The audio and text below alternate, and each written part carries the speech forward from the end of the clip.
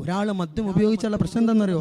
ലഹരി ഉപയോഗിച്ചാൽ ഒന്നാമത് ഒരാൾ ലഹരി ഉപയോഗിച്ചാൽ എന്താണ് പ്രശ്നം? അവനവന്റെ ജീവിതത്തിൽ ആദ്യമായിട്ട് ലഹരി ഉപയോഗിക്കാൻ അങ്ങനെ ഉപയോഗിച്ചാൽ ഹബീബായ റസൂലുള്ളാഹി സ്വല്ലല്ലാഹു അലൈഹി വസല്ലമ തങ്ങൾ പ്രിയപ്പെട്ട സ്വഹാബത്തിനോട് പറയുന്നു, സ്വഹാബാ, ഒരാൾ തന്റെ ജീവിതത്തിൽ ഒന്നാമത് ലഹരി ഉപയോഗിച്ചു പോയാൽ അല്ലാഹുവിന്റെ റസൂൽ പറയാണ്, അവന്റെ ഖൽബിൽ നിന്ന് അല്ലാഹു തആല ഈമാനിന്റെ പ്രകാശത്തെ ഊരിക്കളയുമെന്ന് മുഹമ്മദ് മുസ്തഫ സ്വല്ലല്ലാഹു അലൈഹി വസല്ലം. ആ പ്രകാശത്തെ അല്ലാഹു തആല ഊരിക്കളയും. പിന്നെ അവന്റെ ഹൃദയം ഇരുട്ടായി മാറും. പിന്നെ ഒരു നന്മയും ചെയ്യാൻ അവർക്ക് തോന്നില്ലെന്നാണ്.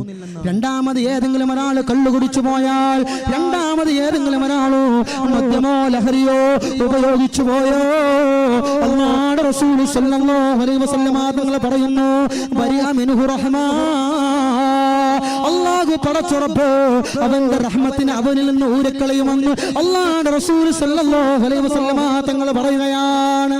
രണ്ടാമത് കള്ളുടിച്ച റഹ്മത്തിനെ അല്ലാഹു തആല ഊരിക്കളയും. റഹ്മത്തില്ലെങ്കിൽ പിന്നെ ദുനിയാവും ആഖിറവും പരാജയമാണ്. അല്ലാഹു നമ്മളെ കാക്കട്ടെ. മൂന്നാമത് ഒരാൾ മദ്യം ഉപയോഗിച്ചാൽ, ലഹരി ഉപയോഗിച്ചാൽ അതാണ് പ്രശ്നം. ഏതെങ്കിലും ഒരാൾ മൂന്നാമതായിട്ട് ലഹരി ഉപയോഗിച്ചു പോയാൽ ബരിഅ മിൻഹു റസൂലുള്ളാഹ്, അല്ലാഹുവിന്റെ റസൂൽ സല്ലല്ലാഹു അലൈഹി വസല്ലമ തങ്ങളോ അവർ ഒഴിവാക്കുമെന്ന് അല്ലാഹുവിന്റെ റസൂൽ സല്ലല്ലാഹു അലൈഹി വസല്ലമ തങ്ങൾ പറയാണ്. കള്ളു കുടിക്കുന്നവനുണ്ടല്ലോ, ലഹരി ഉപയോഗിക്കുന്നവനുണ്ടല്ലോ, അവൻ നാളെ പരലോകത്തേക്ക് കടന്നു വരുമ്പോ അല്ലാഹു പടച്ചുറപ്പ് അല്ലാഹുവിന്റെ റസൂൽ അവനെ മൈൻഡ് ചെയ്യില്ലെന്ന് അല്ലാഹുവിന്റെ റസൂൽ സല്ലല്ലാഹു അലൈഹി വസല്ലമ തങ്ങൾ തന്നെ പറയുകയാണ്. നബിത്തങ്ങളാണ് മൈൻഡ് ചെയ്യൂല.